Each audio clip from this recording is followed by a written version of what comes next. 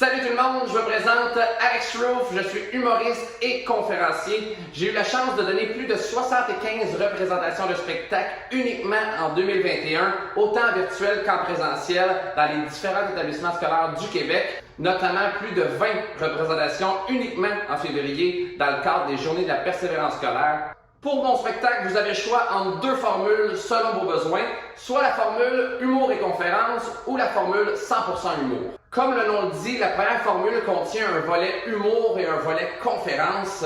Dans le volet conférence, j'aborde plusieurs sujets qui sont selon moi très importants pour les jeunes. Je parle de persévérance, également d'anxiété. Je parle aussi du jugement des autres, de l'importance de croire en soi. J'amène les jeunes aussi à voir les obstacles de façon plus positive, de voir un obstacle plus comme un tremplin au lieu d'une barrière. La deuxième formule qui est offerte, c'est 100% humour avec des gags évidemment adaptés pour les jeunes sans aucune vulgarité. Je vous laisse regarder un extrait.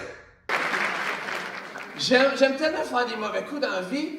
J'étais allé souper chez mes parents il y a pas longtemps, ok, parce qu'ils habitent à Trois-Rivières, puis on est en train de souper, puis il y a un vendeur de chocolat qui fait du porte-à-porte, ok? Ça cogne à la porte, ma mère, elle se lève, elle va répondre. Moi, je m'en vais me cacher dans la cave. Elle fait rentrer le vendeur, et pendant la transaction, je cogne dans le mur en criant « Au secours, aidez-moi, je veux sortir, au secours! » Ma mère, elle tripe zéro, elle fait « Veux-tu m'arrêter, là, c'est un livreur de chocolat? » Chez moi aussi, avant, je livrais du chocolat!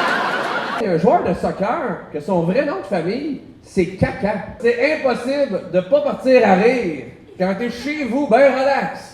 Assis sur le divan, puis t'entends le commentateur sportif dire dans le micro « Et on voit Caca qui tente de sortir de sa zone! » Puis t'as l'autre commentateur sportif à côté, pas plus wise, qui est comme « Hey, effectivement, Pierre, c'est pas l'étoile du match, mais c'est un excellent numéro 2. » Je faisais des communications orales au secondaire, puis je tripais. Moi, j'aimais parler devant le monde, j'aimais faire rire la classe, mais j'avais une note vraiment mauvaise parce que je me foutais du sujet. Mettons, il fallait que je parle de Christophe Colomb, et moi, je pouvais te parler pendant 5 minutes comment flatter un chat par en arrière. Je veux dire, quand tu me flattes à la grosse poil, il aime pas ça, il est fâché, il est farouche. T'as-tu déjà vu un enfant flatter un chat, toi? Ça pèse bien trop fort sur son dos. Il pèse sa tête, un chat qui est comme « Hey, non. » J'avais pas le courage de faire « Hey, je veux être humoriste, je fonce là-dedans. » J'ai suivi mes amis dans différents programmes. J'ai des amis qui allaient en sciences humaines, je suis allé en sciences humaines. Mais c'était pas ce que je voulais réellement faire. Et je suis devenu malheureux. Et j'ai développé de l'anxiété. À cette heure, l'anxiété, c'est à la mode. Vous en faites toutes, là. Mais c'est correct. On en parle, puis c'est important.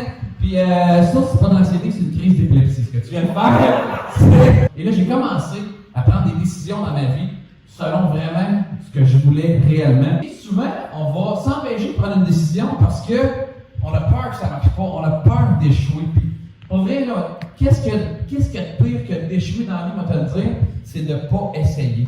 Croyez en vous. Pour vrai, il y a plein de monde qui vont vous juger dans la vie, plein de monde. Tenez-en pas compte parce que ça change le résultat en bout de ligne, de croire en soi ou non. Ils ont même fait un test à l'université de Harvard. Ils ont pris un groupe de 30 femmes asiatiques, ok? Ils ont mis dans une classe, ils ont fait passer un test de mathématiques. Puis avant le test, ils ont dit, hey, en passant, vous savez que les femmes sont plus faibles que les hommes en mathématiques. Ce qui est un préjugé, ce qui est aucunement fondé. 2 mois plus tard, ils ont pris les mêmes 30 femmes asiatiques. Ils ont fait passer un test de même calibre. Avant le test, dans la classe, ils ont parlé règlement, tout ça, blablabla, quand ça va. Et ils ont dit, en passant, vous savez que les Asiatiques sont reconnus pour être très forts en mathématiques. Et les 30 femmes ont eu un résultat supérieur, sans aucune exception. C'est juste qu'ils ont cru en eux. Croyez en vous, c'est super important. Les spectacles sont disponibles autant en virtuel qu'en présentiel. Il y a une version évidemment adaptée pour le primaire qui ne sera pas la même qui est offerte pour le secondaire. Il y a également une version pour les CJE, Cégep et universités. Je vous invite donc à me contacter, ça va me faire un grand plaisir de répondre à vos questions et au plaisir de motiver et divertir vos élèves.